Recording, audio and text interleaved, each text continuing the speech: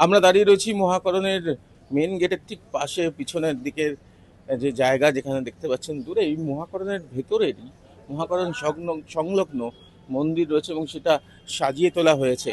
সেটা কিভাবে সাজিয়ে তোলা হয়েছে দেখুন, দেখলেই বুঝতে পারবেন। এই মন্দিরের সামনে তো বটেই, ভেতরেও ভেতরেও কিন্তু সাজিয়ে তোলা হয়েছে পদ্ম ফুলের সাজে সাজিয়ে তোলা হয়েছে। আহ রাম সীতা, তাদের মন্দির, ভগবান রাম সীতা লক্ষ্মণ রয়েছেন এবং তাদের মন্দিরে পদ্মতে পদ্মতে ছয় লাভ। আমি জানি না 108টি পদ্ম রয়েছে কিনা।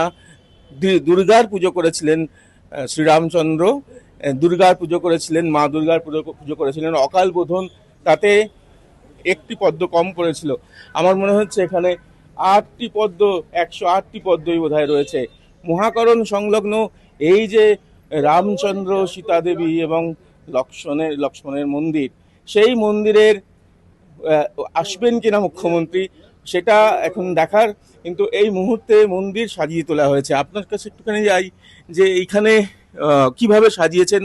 তো এখানকার যিনি পুরোহিত, ওনারা বংশ পরম্পরা এখানে পুজো করে আসছেন, মানে ওনার এখন যিনি আছেন নিমাই চন্দ্র দাস এবং তার বাবা সেই সময় থেকেই পুজোটা এখানে ওনারাই করে চলেছেন।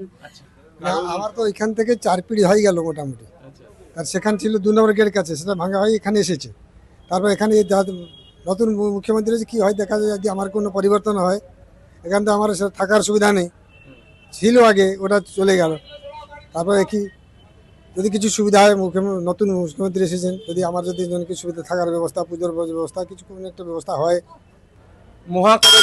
মহাকরণের মন্দিরের সামনে, মহাকরণের মন্দিরে ঘন্টার ধ্বনি চলছে, এবং এই ঘন্টা দিয়ে স্বাগত জানাচ্ছেন নতুন মুখ্যমন্ত্রীকে। মহাকরণের এই মন্দিরে যারা রয়েছেন তারা বহুদিনের মন্দির এবং এই মহাকরণের মধ্যেই এই মন্দির রয়েছে। সেখানে তারা প্রস্তুত নতুন মুখ্যমন্ত্রীকে স্বাগত জানানোর জন্য। ये मंदिर, ये राजेश बिल्डिंग का ऐतिहासिक मंदिर है। हम लोग बचपन से 41 साल 42 साल इस जगह पे हो गए हैं। ये मंदिर हम लोग का गेट नंबर 2 पे स्थापित हुआ था। ये किसी कारण से राजेश बिल्डिंग का निर्माण का हेतु कारण हम लोग को यहाँ स्थापित किया गया गेट नंबर 3 पे।